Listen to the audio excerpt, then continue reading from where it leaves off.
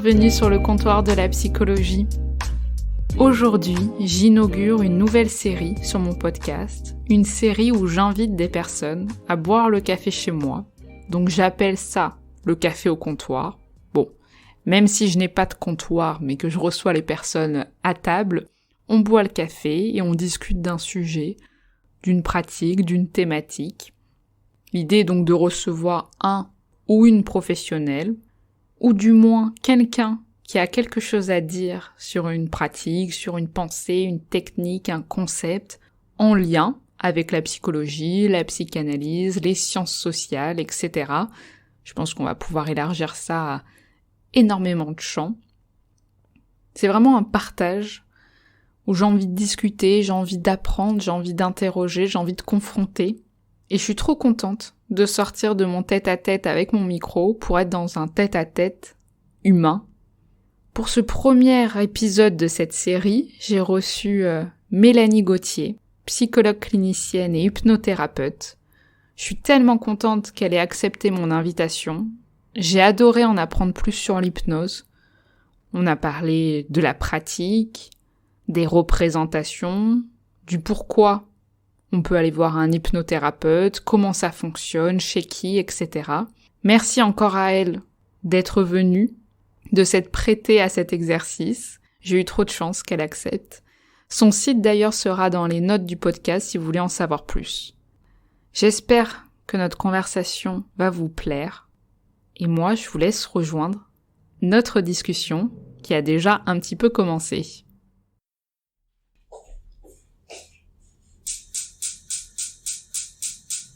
Tu veux du sucre ? Non, merci.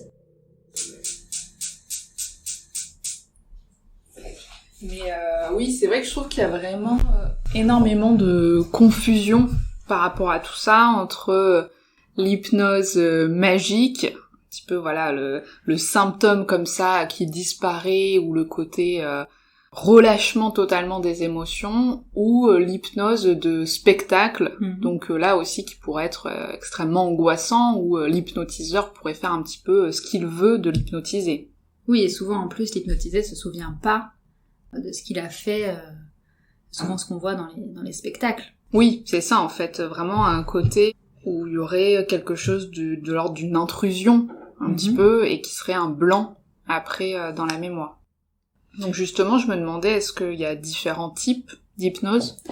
Oui, alors en fait, c'est pas tout à fait comme ça que l'hypnose se pratique dans les cabinets avec les hypnothérapeutes. Effectivement, il y a plusieurs types d'hypnose. En fait, de façon générale, on dit que dans la vie de tous les jours, on a deux formes d'attention. Une attention plus généralisée, une attention un peu plus restreinte. Les neurosciences parlent d'attention sélective, chacun met un peu des termes différents.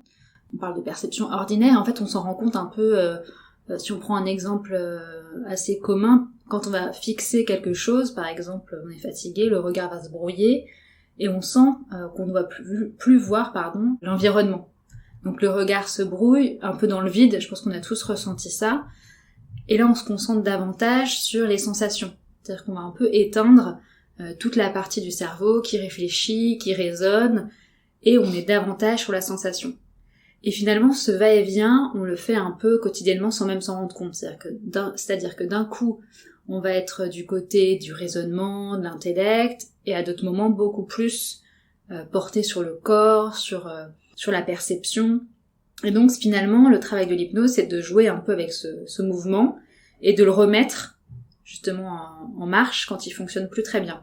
C'est-à-dire qu'on peut voir qu'il y a certaines personnes qui sont un peu bloquées au niveau de la pensée, c'est-à-dire qu'elles vont un peu trop penser, ce qui peut être fatigant avec des idées obsédantes par exemple, quand on a une idée qui sort pas de la tête, ou alors au contraire des mots qui vont prendre toute la place un peu dans le corps, et donc l'enjeu à ce moment-là de l'hypnose, ça pourrait être justement de pouvoir soit ramener un peu de sensation à la personne qui pense un peu trop, pouvoir l'extraire un peu, ou alors au contraire de peut-être un peu soulager ce corps qui se fait trop bruyant par moment. Donc évidemment on est bien loin de l'hypnose de spectacle où l'hypnotisé, on va dire, ne se souvient plus de ce qui s'est passé. C'est-à-dire dans l'hypnose thérapeutique, on cherche au contraire à ce que le patient soit acteur. Parce que au début, en tout cas, même à l'époque de Freud, on était un petit peu dans cette frontière-là, j'ai l'impression, enfin surtout au temps de Charcot, où il y avait l'idée quand même d'une mise en scène, avec notamment l'hystérie, donc Charcot qui faisait ses leçons, où il y avait ce côté assez mystique, assez spectaculaire, et pour autant, ça se voulait quand même tendre vers quelque chose de thérapeutique. Oui. Donc ça c'est un petit peu... Je sais pas si aujourd'hui, par exemple, vu qu'après Freud, il a vraiment repris l'hypnose, mais dans un face-à-face, enfin il a pas repris le côté de Charcot du spectacle, justement, de la mise en scène. Est-ce que donc Freud était plutôt du côté de l'hypnose aujourd'hui, donc je crois qu'on dit ericksonienne, enfin c'est comme ça en tout cas la plupart du temps que je vois que sont formés les hypnothérapeutes. Qu'est-ce que t'en penses Alors oui, c'est-à-dire que on dit classiquement qu'il y a 4 types d'hypnose. Donc l'hypnose traditionnelle, l'hypnose classique, donc un peu cette idée aussi, donc comme tu disais, de Charcot, avec des suggestions très directes, très autoritaires. On peut même un peu retrouver du coup l'hypnose de spectacle, où il y a une vraie asymétrie entre l'hypnotiseur ou hypnothérapeute et le patient. C'est-à-dire que le patient s'en remet totalement au professionnel, à celui qui sait, et il se laisse comme ça complètement aller. Donc effectivement, il y a quand même, ce qui est important de le rappeler, une adhésion. C'est-à-dire que malgré l'idée qu'on peut avoir en tête le fait que la personne ne se souvient plus, ou finalement elle pourrait ne pas avoir été d'accord avec ce qui a été fait, ou elle-même dit qu'elle ne voulait pas faire ça, par exemple, ou qu'elle n'y avait pas pensé, c'est un peu plus compliqué que ça. C'est-à-dire qu'il y a quand même peut-être une partie de la personne qui avait envie de le faire. C'est-à-dire que c'est important de rappeler, et je le rappelle souvent, qu'on pourra pas hypnotiser quelqu'un qui n'a pas envie de l'être. Alors, d'ailleurs, le terme hypnotiser me plaît pas beaucoup, c'est un peu particulier, mais entrer en transe hypnotique, parce que je trouve qu'il y a davantage le côté thérapeutique derrière, on pourra pas lui dire lui demander son code de carte bleue s'il a pas envie de le donner, par exemple. Ça, c'est impossible. Et donc il y a quand même une forme d'adhésion. Et ça, c'est très important, cette idée de la demande. Et donc, pour revenir à l'idée des différents types d'hypnose, donc il y a cette hypnose un peu classique de Charcot, ensuite il y a eu effectivement l'hypnose ericksonienne, avec Milton Erickson, donc qui a créé cette forme d'hypnose, et qui est très étudiée, c'est l'hypnose qui est la plus étudiée, et donc elle s'inspire de l'hypnose classique. C'est pour ça que c'est compliqué de définir vraiment les différents types d'hypnose, parce que chacune forme d'hypnose s'enrichit d'une autre forme, et ainsi de suite. Donc, mais dans l'hypnose quand même ericksonienne, la particularité, c'est déjà que c'est thérapeutique, c'est des suggestions qui sont indirectes, beaucoup plus subtiles, c'est-à-dire qu'ils jouent beaucoup avec la langue, des métaphores très subliminales. Donc, c'est-à-dire qu'il y a un peu cette idée de laisser croire au patient qu'il est sujet, qu'il décide, mais en même temps, tout en l'emmenant un peu là où le thérapeute a envie qu'il aille. Donc c'est un peu cette finesse des mots. D'ailleurs, on dit que il y a que Milton Erickson qui fait de la vraie hypnose ericksonienne, c'est-à-dire qu'il y a un vrai jeu comme ça de langage, avec une communication donc d'influence, mais qui est très travaillée, qui est vraiment très fine. Et puis donc on parle aussi de la nouvelle hypnose, donc qui est un peu plus récente, donc qui a été développée dans les années 1975, et elle qui est plus ouverte, c'est-à-dire qu'il y a moins de directivité, les suggestions sont plus un peu plus douces, plus évocatrices. Enfin c'est pas tout à fait la même chose que l'hypnose ericksonienne, il y a moins de cette relation d'influence. Et puis on parle aussi, là encore plus récemment, de l'hypnose humaniste, où le thérapeute s'adresse directement à la personne, pas forcément à son inconscient, mais davantage à la personne en pleine conscience, et que le patient expérimente un état d'éveil un peu particulier, il n'y a pas de perte de mémoire, il est pleinement présent. Donc je trouve que c'est assez difficile de différencier. D'ailleurs, c'est assez rare quand même que l'hypnothérapeute dise qu'il fasse que cette hypnose-là, parce que il a forcément pu lire des choses sur les nouvelles formes d'hypnose, sur les nouveaux textes, les nouveaux articles, et donc finalement, j'ai envie de dire qu'il y a autant d'hypnose que d'hypnothérapeute, parce que chacun s'enrichit un peu de de son référentiel théorique. Par exemple, moi je travaille avec la psychanalyse, donc il y a aussi tout ça qui vient m'habiter, tout ce bagage, et donc finalement c'est pas si simple à décrypter. Comme en tant que justement thérapeute, psy, enfin c'est... Exactement. C'est-à-dire que quand justement on a beau avoir un bagage théorique, on a beau avoir eu une formation avec certains outils, au final, je trouve que ce qu'il y a de plus important dans l'hypnose, mais comme dans chaque thérapie, c'est la question de la relation, en fait, de toute façon, avec le thérapeute. Ah, attends, je vais te servir ton petit café.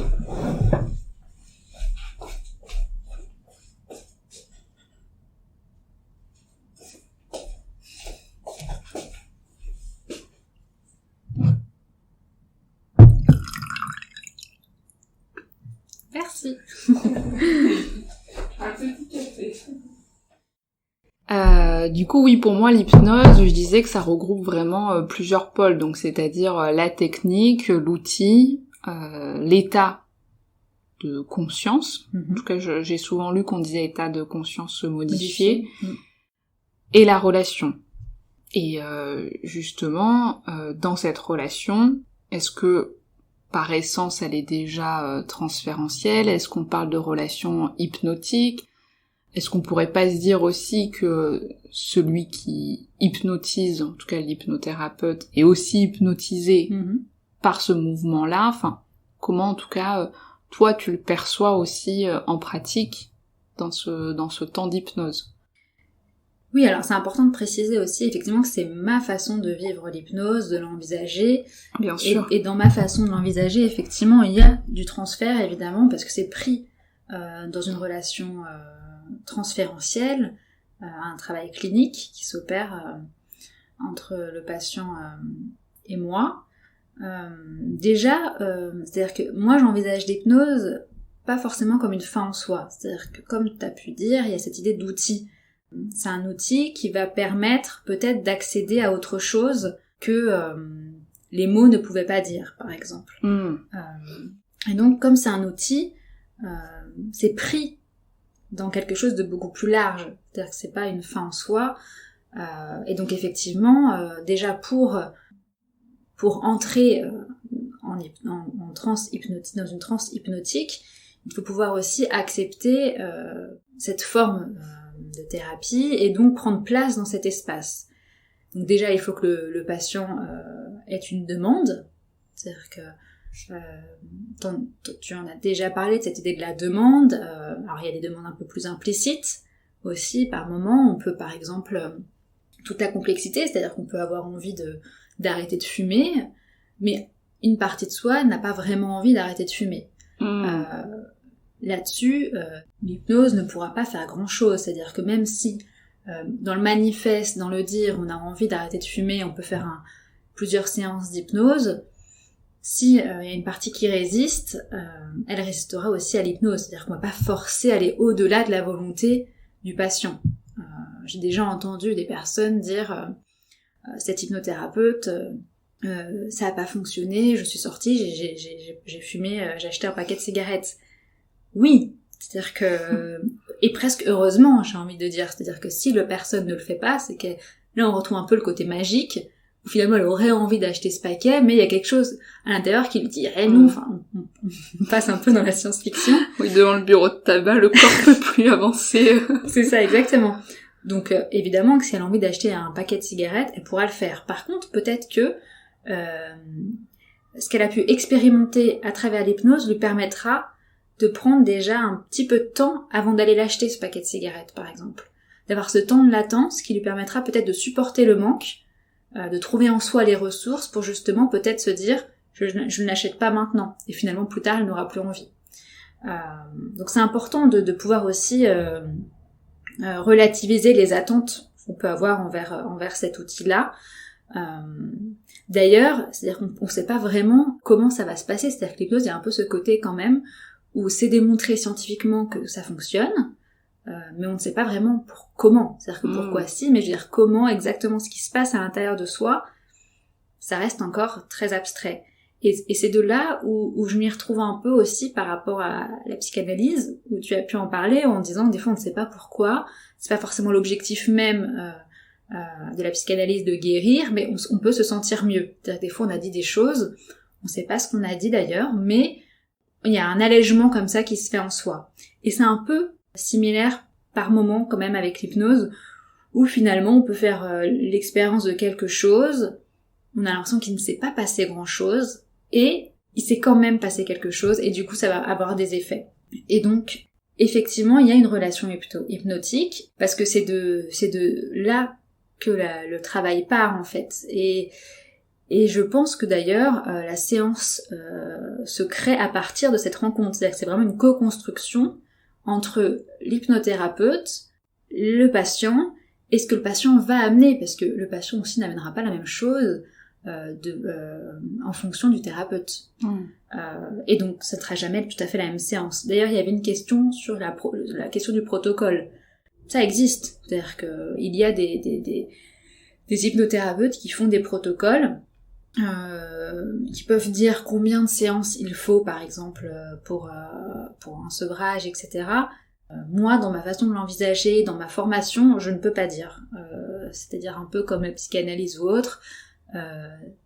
Des fois, une séance suffit pour qu'il se passe quelque chose et que le patient n'ait plus envie de fumer ou se sente allégé d'un symptôme. Et des fois, il faut plusieurs séances, voire même, des fois, une piqûre de rappel 1 an après pour expérimenter quelque chose en soi.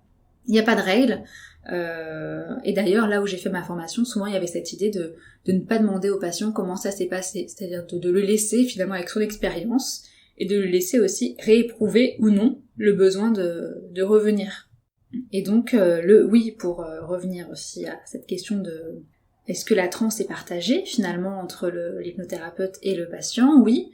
Il y a un peu cette idée, comme le nouveau-né et la mère avec Stern, cet accordage affectif, il y a un peu ça aussi dans l'hypnose. C'est-à-dire que l'hypnothérapeute doit aller là où le patient est. Et donc forcément, il est aussi pris dans cette transe à deux, parce que quand même, s'il est trop loin, ça ne se fait pas. Et d'ailleurs, cette idée aussi de protocole ou autre, j'avais l'exemple, par exemple, d'un hypnothérapeute qui m'avait raconté qu'il avait fait toute une séance sur la mer, sur le bruit des vagues, pour traiter un peu l'angoisse.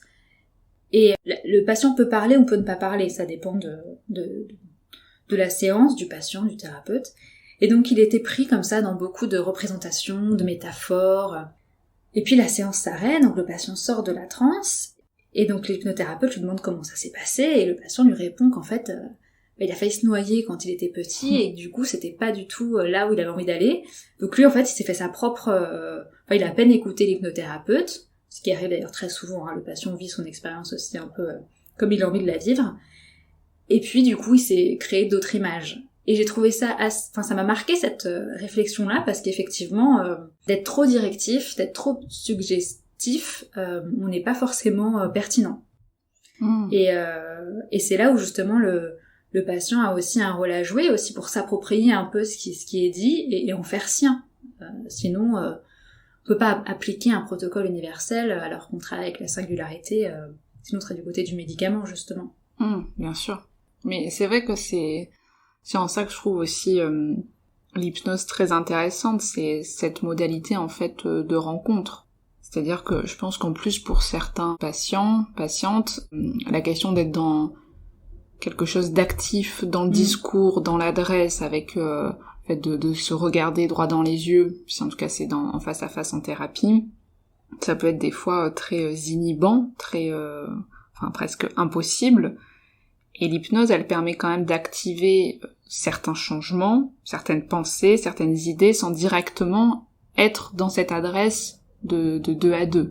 Et je me demande d'ailleurs par rapport, toi aussi, dans cette modalité de rencontre, parce que c'est quand même pas la même chose, je pense, pour un patient qui prend rendez-vous chez un hypnothérapeute qui est psychologue aussi de sa formation initiale, ou un patient qui prend rendez-vous chez un médecin qui pratique l'hypnose, je sais pas, par exemple pour se sevrer justement du tabac. Comment toi justement aussi, parce que de base tu es psychologue clinicienne, donc c'est-à-dire que, comme on disait, l'hypnose est ton outil, mais donc ça permet aussi de proposer ce cadre différent du cadre thérapeutique avec la cure de parole, la thérapie, etc. Et du coup, qu'est-ce qui fait aussi que tu proposeras plutôt une séance d'hypnose plutôt que le début d'une thérapie, en tout cas par les mots, ou qu'est-ce qui fait que, est-ce que c'est le patient aussi qui vient questionner ça? Enfin, comment toi aussi t'organises les choses entre, justement, relier l'hypnose, la psychologie, psychanalyse, enfin, comment aussi c'est pensé dans ton cadre? Oui, alors, effectivement, je pense qu'il y a, comme je disais, la personne qui utilise l'hypnose a tout un bagage qui lui est propre, et donc l'usage qu'elle en fait n'est pas le même. Donc forcément, un hypnothérapeute qui n'a pas forcément de formation de clinicien n'aura pas le même usage qu'un médecin ou un anesthésiste. Donc après, moi, comme je l'envisage, ça dépend, comme tu dis, du patient. C'est-à-dire qu'il y a des patients qui viennent avec cette idée qu'ils veulent faire de l'hypnose.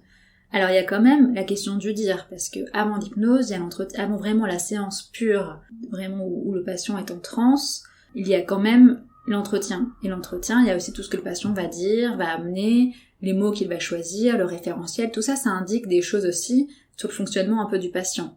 Et ça va pouvoir aussi être utile pour justement l'aider à entrer en transe. Et donc il y a aussi la demande du patient, il y a aussi moi, comment je peux aussi je peux aussi proposer par moi-même une séance quand je sens par exemple peut-être que les mots ont leurs limites, ou alors qui peut être intéressant de ramener un peu la question du corps aussi, de l'éprouver. Ce que j'aime beaucoup dans l'hypnose justement, cette idée de pouvoir un peu se reconnecter avec ce corps qui est un peu des fois silencieux ou un peu trop loin, parce que dans l'idée de la psychanalyse, il y a quand même l'idée de pouvoir se laisser aller à tout dire sans finalement s'écouter, ce qui est très dur.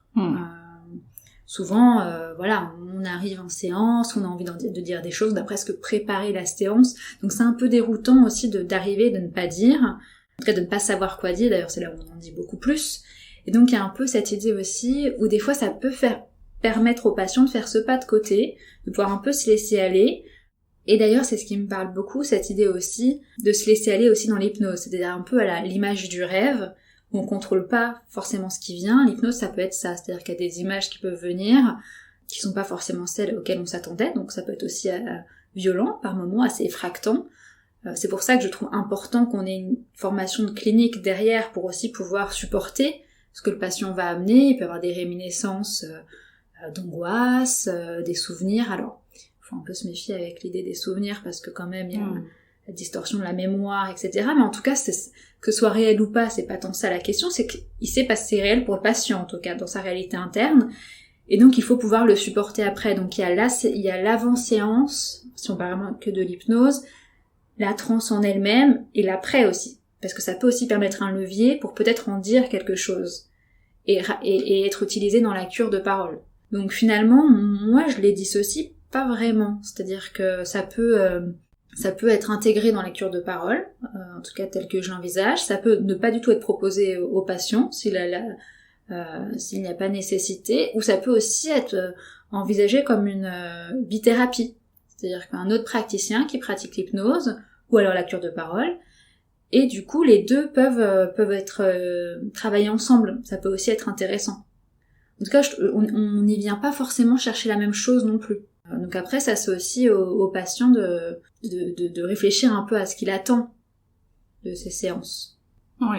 En fait, ce que je trouve assez singulier aussi avec l'hypnose, c'est justement cette question du donner, de la part assez active aussi dans la relation thérapeutique du psychologue, enfin là qui est hypnothérapeute, qui je trouve est assez différente par rapport à dans un cadre face à face, où la parole règne, et que surtout il y a l'idée que le patient dépose quelque chose, et que nous on se veut aussi dans la réception de ce discours, de ce qui est adressé. L'hypnose, ça vient aussi donner l'idée que c'est une nouvelle forme aussi de langage, d'adresse, mais là où le thérapeute va pouvoir aussi orienter, avec toute la question aussi de la suggestion, donc de comment aussi l'hypnothérapeute va pouvoir amener le ou la patiente petit à petit dans quelque chose peut-être qui vient ouvrir un autre espace que celui qui est donné à voir en premier lieu. Je sais pas comment toi tu perçois justement quelqu'un qui vient parler d'un symptôme, qui du coup est focalisé justement sur ce symptôme, comment toi aussi tu permets, comme nous on peut le voir dans notre formation, de voir au-delà du symptôme manifeste, justement, celui qui est donné à voir, parce que quand on dit manifeste, c'est vraiment ce qui transparaît en premier lieu, ce qui est consciemment dans le dire, dans l'adresse, dans ce qui gratte, ce qui fait mal, et comment justement en fait on va aller voir ce qu'il y a en dessous. Oui, c'est très important ce que tu dis, parce qu'effectivement, je pense que c'est une richesse aussi de notre formation de pouvoir entendre ce discours un peu latent, un peu effectivement ce double discours en tout cas.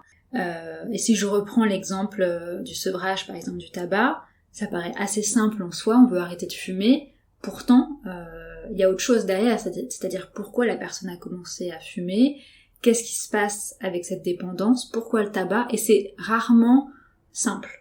Ça s'est toujours pris un peu dans d'autres enjeux qu'il faut pouvoir appréhender pour peut-être développer justement qu'il faut pouvoir entendre pour essayer de faire émerger quelque chose dans la séance. Après, il y a quand même l'idée que c'est le patient qui a la solution. Et ça, c'est important à dire parce que il y a pas cette toute puissance du thérapeute, un peu aussi comme dans notre formation clinique, cette idée quand même que effectivement, il y a cette idée que le thérapeute a le savoir, mais le savoir, c'est le patient qui l'a, c'est-à-dire qu'il est peut-être pas au courant qu'il l'a et il est bien caché, mais tout l'enjeu du thérapeute, c'est de l'aider à se révéler, en tout cas. Et c'est un peu cette idée aussi, en tout cas comment j'appréhende l'hypnose, c'est l'idée que finalement, d'ailleurs c'est ce que dit Roustan, qui est un psychanalyste qui a abandonné la psychanalyse pour faire de l'hypnose, et son témoignage est très très intéressant, ses livres sont passionnants, et il y a cette idée que le patient a le plan de construction en fait, en lui, son plan de construction pour aller bien, pour être en accord avec lui-même, une forme de justesse comme ça, mais il est un peu dans cet entre-deux, c'est-à-dire que le mouvement de la vie est figé, et donc tout l'enjeu c'est de se remettre en mouvement, et le thérapeute est là pour soutenir cette mise en mouvement, elle n'est pas là forcément pour la diriger, parce que finalement on n'a pas la réponse, on n'a pas ce plan de construction, par contre, avec les suggestions indirectes, on peut aider le patient à se réapproprier quelque chose en lui. Et ça peut mettre du temps, comme ça peut être très rapide. Il y a cette notion d'attente qui est importante, qu'il souligne beaucoup.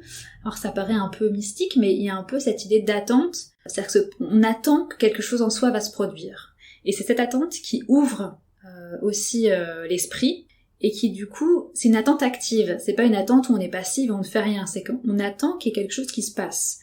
Et donc on a un peu dans ce futur qui n'est pas encore, mais qui va arriver. C'est-à-dire que, et puis il faut aussi que le thérapeute soit persuadé que le patient peut changer. C'est-à-dire que, à partir du moment quand même où le patient entre dans le cabinet, c'est qu'il y a cette demande, qu'il y soit prêt ou pas, en tout cas il y a ce plan de construction qui est là en lui.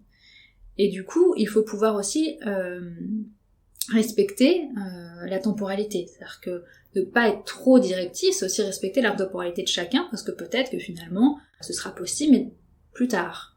Et d'ailleurs, ça se fera peut-être plus tard grâce à la séance d'hypnose. Ça s'est pas fait dans l'immédiat, mais il y a quelque chose qui va se passer plus tard. Et donc c'est un peu cette idée aussi de réouvrir, de remettre du mouvement, un peu comme avec cette idée du symptôme dont tu parlais dans d'autres podcasts. L'exemple, par exemple, de la douleur. Alors, la douleur, c'est une des indications très utilisées dans l'hypnose, parce que effectivement, par exemple, quelqu'un qui a très mal à l'épaule va avoir une attention focalisée sur cette douleur, et donc ça va prendre toute la place. Toute son économie psychique sera orientée autour de cette douleur, qui même peut-être aura des conséquences sur sa vie personnelle, familiale, voire des bénéfices secondaires.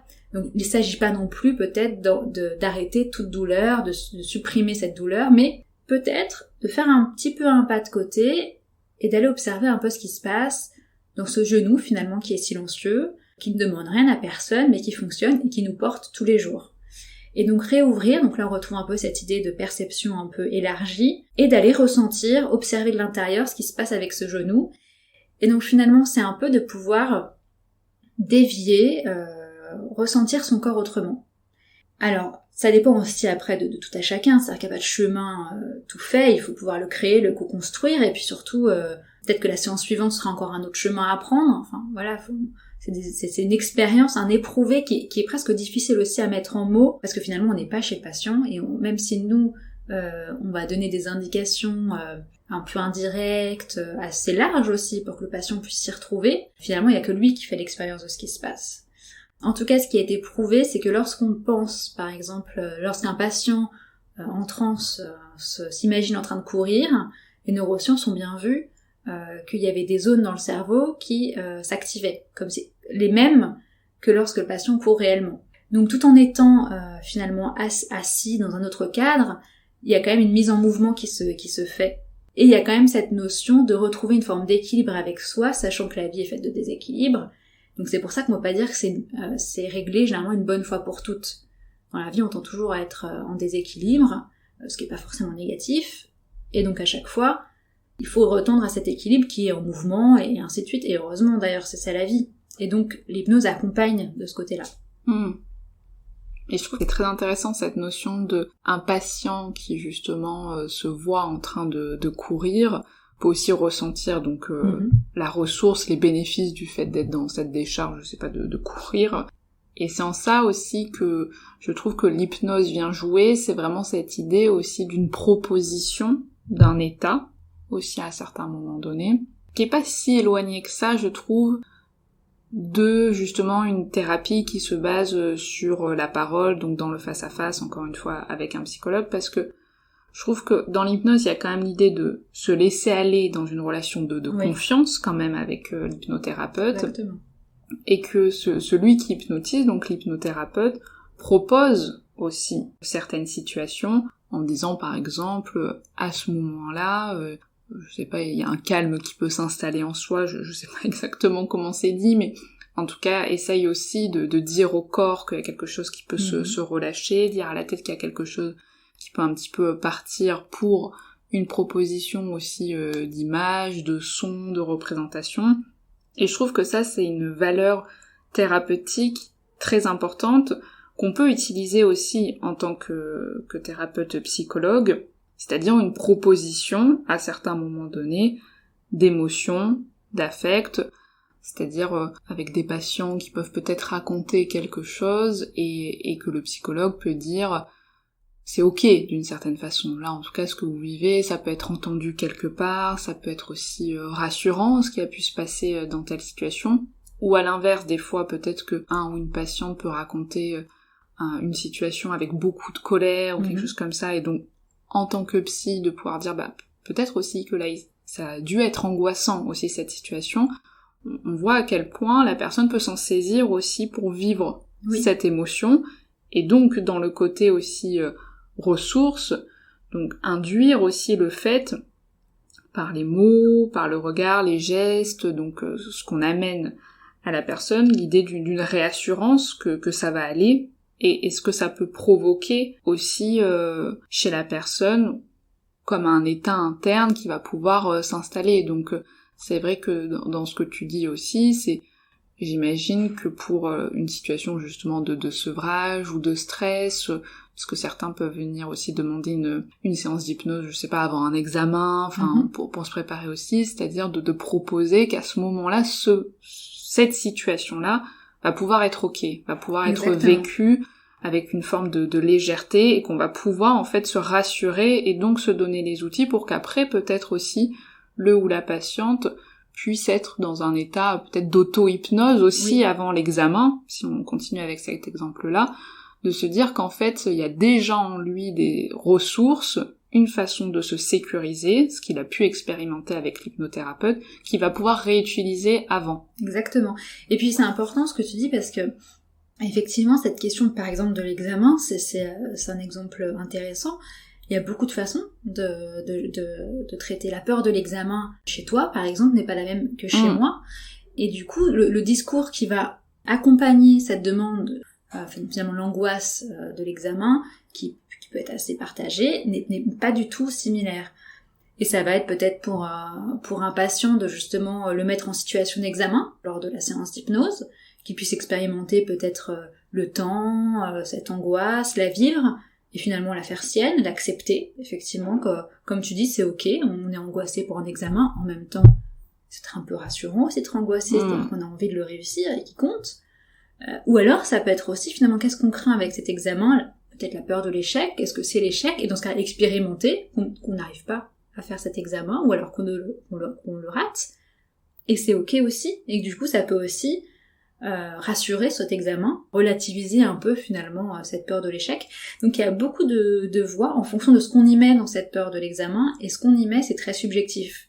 Et je trouve que notre formation nous permet d'entendre justement tout ce discours latent, l'imaginaire un peu associé, et on va utiliser cet imaginaire dans la séance. Et donc c'est pour ça que finalement c'est une séance qui est très singulière, parce que c'est l'imaginaire, notre propre imaginaire, quand même, mais surtout celui du patient. Et les mots du patient qu'il va utiliser, ses références, ses associations. Par exemple, quelqu'un qui dit « j'en ai plein le dos », on peut le prendre au pied de la lettre, on peut l'entendre un peu autrement. Et du coup, l'hypnose permet, un peu comme avec la psychanalyse, de jouer avec les mots. Et de pouvoir aller un peu plus loin dans simplement enlever la douleur et même voir un discours un peu absurde, un peu confusionnant. C'est ça qui va aider aussi à relâcher certaines défenses et à pouvoir entrer dans ce processus-là de transe hypnotique, donc de dissociation, pas au sens psychiatrique, mais au sens vraiment où on met un peu cette conscience de côté et on parle un peu à l'inconscient, justement. Et effectivement, l'auto-hypnose, c'est très important, parce que l'idée, c'est pas de créer une relation de dépendance entre l'hypnothérapeute et le patient. D'ailleurs, il y a beaucoup de personnes qui regardent des vidéos sur YouTube, où il y a des hypnothérapeutes qui font des séances, qui sont super, et du coup, qui s'en servent pour traiter les insomnies, et qui peuvent après, insomnie ou autre d'ailleurs, mais qui peuvent par la suite réutiliser à d'autres moments. Refaire l'expérience, soi-même avant un examen, par exemple, quand on a déjà eu une séance ou autre, de cet état d'apaisement, de dire c'est ok avec ça, et l'auto-hypnose, c'est aussi le travail de l'hypnothérapeute de pouvoir la travailler pour que, plus tard, le patient puisse l'utiliser à bon escient, peut-être traiter certaines douleurs, faire une petite séance soi-même le soir avant de dormir quand on sent qu'on est un peu trop saturé d'informations.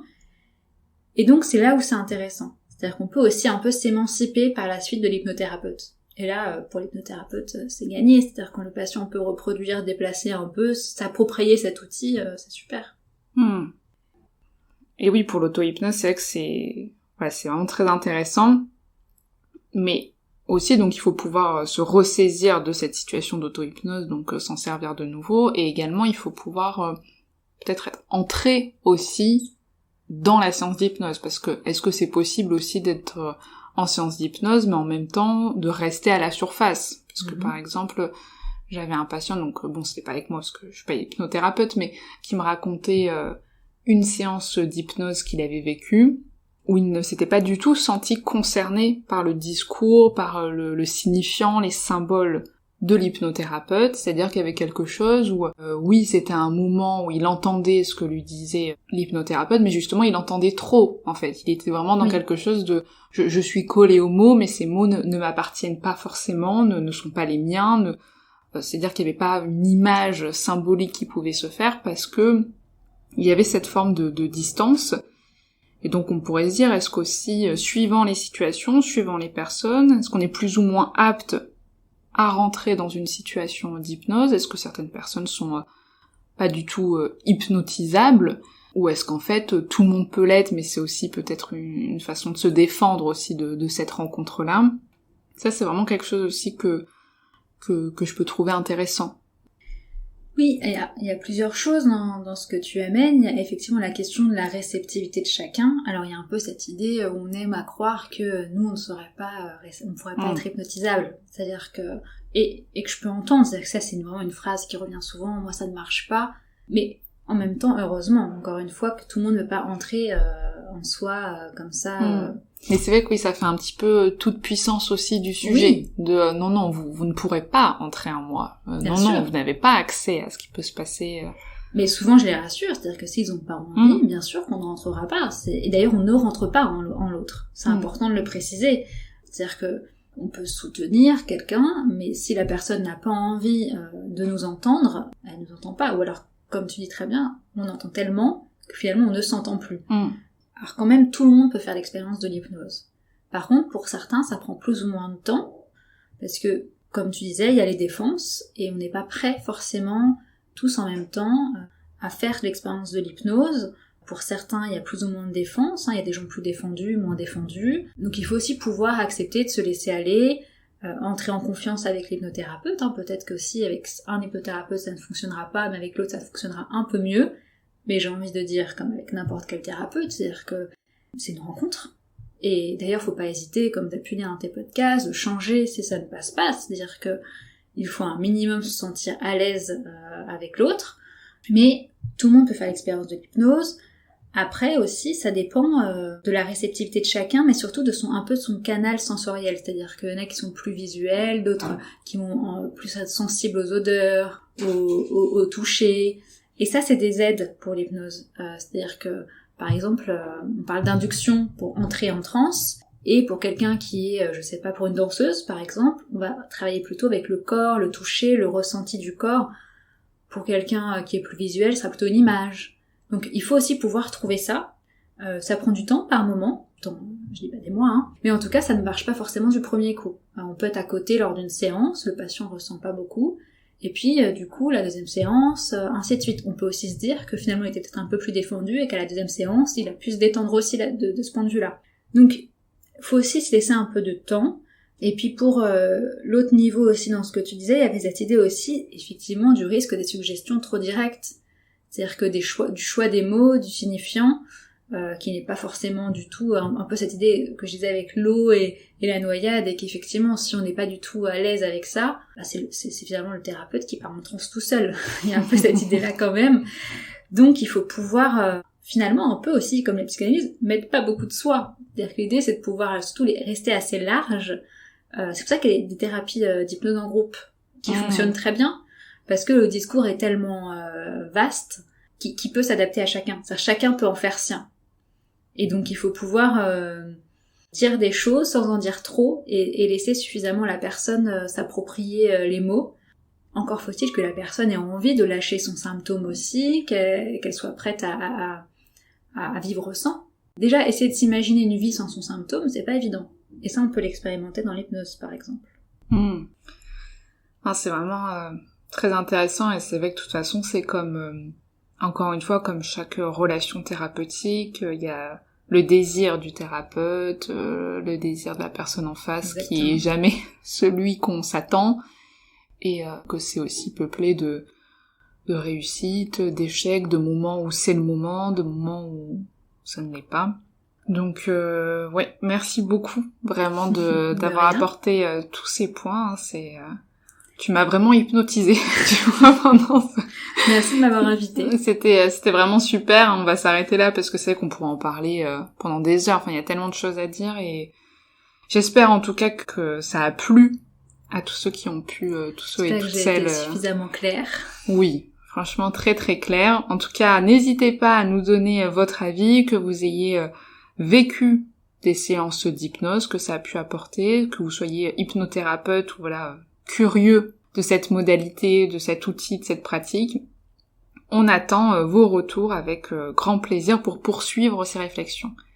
Voilà, j'espère que cet épisode vous a plu, que vous en avez appris un petit peu plus sur l'hypnose, que vous avez été autant intéressé que moi sur tout le contenu qu'a pu amener Mélanie. J'ai été ravie encore une fois de la recevoir. J'ai vraiment eu énormément de chance.